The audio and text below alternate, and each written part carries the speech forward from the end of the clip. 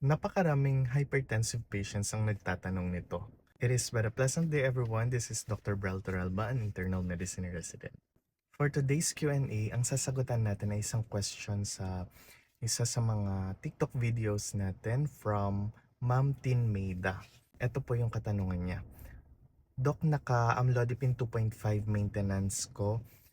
Pwede pa din po ba ako mag-take ng collagen tsaka glutathione? Hello Ma'am Tin Maida, thank you for your question and timely din po ng question niyo po ito. Actually, this is a good question kasi madami ring mga hypertensive patients ang nagtatanong kung pwede rin po silang mag-take ng different supplements habang nagtitake po sila ng antihypertensive medications.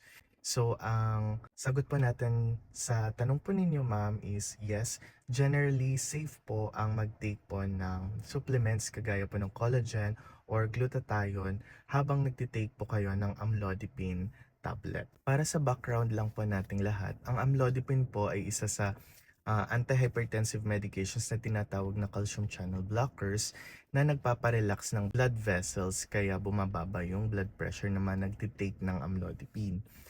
Yung glutathione naman po is isang antioxidant at yung collagen ay isang protein supplement na nagbi-build na kailangan ng skin, joints, hair at mga ibang connective tissues. Wala po silang known dangerous drug interactions with amlodipine. Pero tandaan po natin na ang mga gamot po na ito gaya ng collagen, glutathione po ay hindi po nila inaapektuhan yung blood pressure, hindi po sila nakakapagpababa ng BP.